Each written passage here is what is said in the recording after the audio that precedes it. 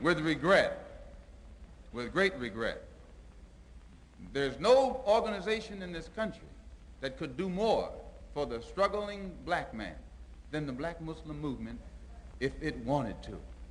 But it has gotten into the possession of a man who's become senile in his old age and perhaps doesn't realize it. And then he has surrounded himself by his children who are now in power and want nothing but luxury and security and comfort and will do anything to safeguard their own interests. So I feel responsible for having played a major role in developing a criminal organization. It was not a criminal organization at the outstart. It was an organization that had the power, the spiritual power, to reform the criminal. And this is what you have to understand. As long as that strong spiritual power was in the movement, it gave the moral strength to the believer that would enable him to rise above all his negative tendencies. I know, because I went into the movement with more negative tendencies for the betterment of the community by any means necessary. And since tonight we had to get into this old nasty negative subject, we didn't want to bring up our program. We're going to have... But as the African nation got it, we became proud of it. And became proud of it, we began to have something effect with it. But you mentioned conspiracy between the black Muslims and the right wing of this country. Could you elaborate on that? I mentioned the conspiracy between the Muslims and the right wing in this country. I know for a fact that there is a conspiracy between the Muslims and the Lincoln Rockwell Nazi and also the Ku Klux Klan. There is a conspiracy. Describe this conspiracy. Well, the Ku Klux Klan made a deal, or were trying to make a deal with Elijah Muhammad in 1960 in the home of Jeremiah X, the minister in Atlanta at that time, who at present is the minister in Philadelphia. They were trying to make a deal with him to make available to Elijah Muhammad a county, a size tract of land in Georgia or South Carolina, where Elijah Muhammad could then induce Negroes to migrate and make it appear that his program of a segregated state or separated state was feasible. And to what extent these negotiations finally developed, I do not know, because I was not involved in them beyond the period of December 1960. But I do know that after that, Jeremiah, who was the minister throughout the South, could roam the entire South and the Klan not bother him in any way, shape, or form, nor would they bother any of the black Muslims from then on, nor would the black Muslims bother the Klan. Are you inferring then that because of this conspiracy, the attempt was made upon your life? The attempt could have been made upon my life.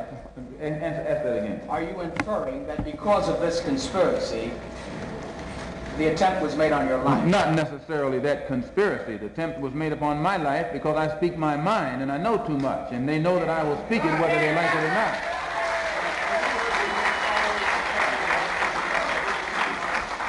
Pardon me? Are you urging your followers to take any actions against the Muslims? Am I urging my followers to take action against the Muslims? No. No. When you say you rely on Allah or KKK, you've always been some kind of activist. Do you still think that you're going to try to infiltrate the organization and win over some of their supporters? Am I going to try and infiltrate their organization and win over some of their supporters? No, I have never tried to win supporters from Elijah Muhammad. Since I have left the black Muslim movement, I've spoken at these rallies. Those who come, come. Those who don't, don't. But I've never gone out of my way to win over any of his followers. And he himself is fearful because he knows that you don't have to exercise too much energy to win his followers. As soon as they know truth and compare the two. And by the way, this is the brother. I didn't even see you there, brother. This is Leon Amir, who was Cassius Clay's secretary, whom they beat unmercifully up in Boston. And the court freed the men who beat him. They fined him $100, was it? Yeah, fined him $100. And he was on the inside of the black Muslim specialty squad. And I know it. And it was he who heard Elijah Muhammad Jr. come to New York when Elijah Muhammad was at the Armory in June of last year. Junior stood up and told the fruit, many of whom are here now also, that I should have been killed that my tongue should have been put in an envelope and sent back to Chicago by now. And because Fat Joseph had not done it, they demoted him. He remained captain, but Clarence up in Boston was put over Joseph.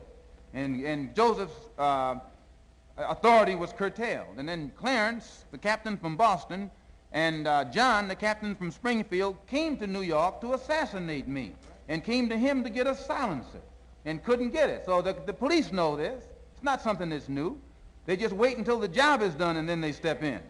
When you say, Do you know that Elijah Muhammad was behind this? Yes, now, Is this your belief? Elijah Muhammad called all of his officials, national officials, to Chicago in October and ordered them to kill or maim any of his followers who leave him to follow me.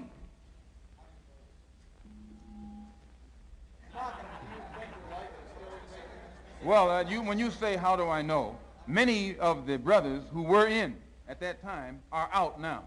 And if this ever come into the court, there are plenty of witnesses who can stand up and testify to it.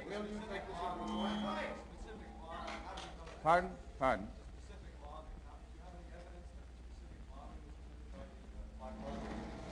This specific law. Do you have any? I'd rather not say at this time. when you say you know too much, what do you mean?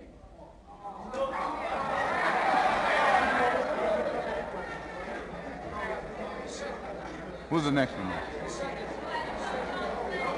Give him 2 more minutes. Give them 2 more minutes and we'll end it. You said nobody's going to clean up Harlem but us, and we'll control it. And you said, including the politics. Yes. So what, can you elaborate a little bit on the Yes, politics? when I said that no one can clean up our home but us, and that we will clean it up, including and no one should control it but us, including the politics, what do I mean? I mean exactly that. That the black people. You're thinking of who? Powell? Powell's one of us.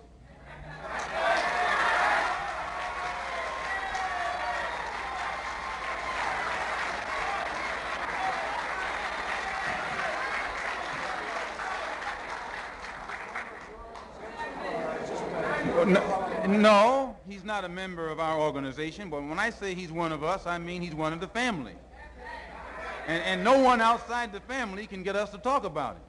If we talk about him, we talk about him within the family. But nobody outside the family can instigate us against Powell.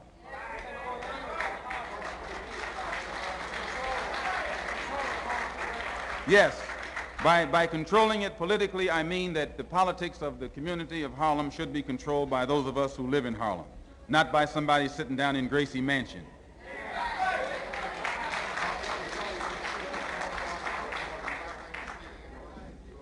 Sir?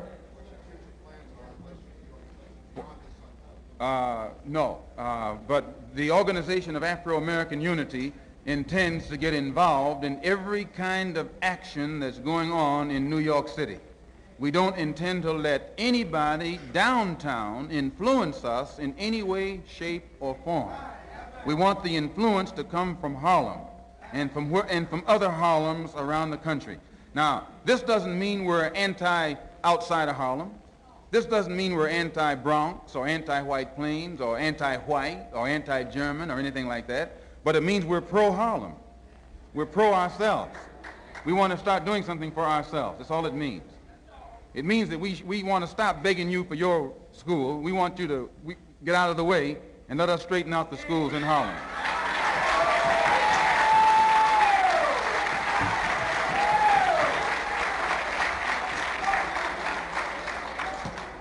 Yes, sir. I'd like to clarify this quote here.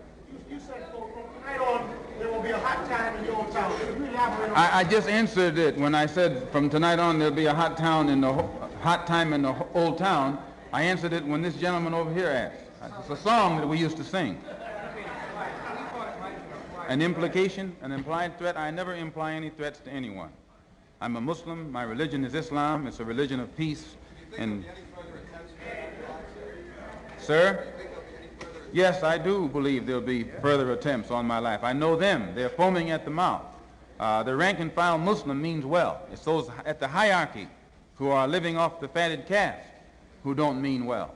And this coming Sunday at 2 o'clock, as I say, our program will be unfolded. Elijah Muhammad knows he has done some good things, and he has done some bad things. He knows that if he had wanted to, he could have united our people with the Muslim world just by teaching the right religion of Islam. He could have done so. The entire Muslim world would have accepted him. As it is now, the Muslim world has rejected him. He can never go into the Muslim world saying that he's a prophet or that Allah came over here in the flesh. They would cut his head off if he said that over there. I mean, he knows this. None of his followers can go over there without denouncing him. It's impossible for them to go to Mecca or any other place unless they ascribe to Islam as it is ascribed to over there. So he was in a position to unite us with the Muslim world, those of us who are Muslims. He was also in a position to unite us with Africa. But you cannot read anything that Elijah Muhammad has ever written that's pro-African. I defy you to find one word in his direct writing that's pro-African. You can't find it.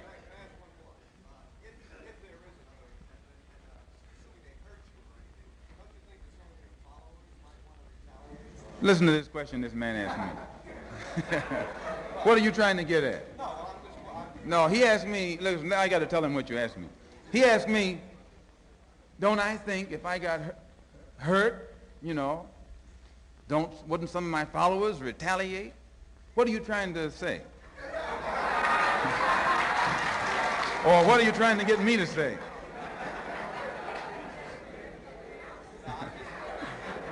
I mean, it's okay. I'm not going to get you in any trouble. These are your friends in here.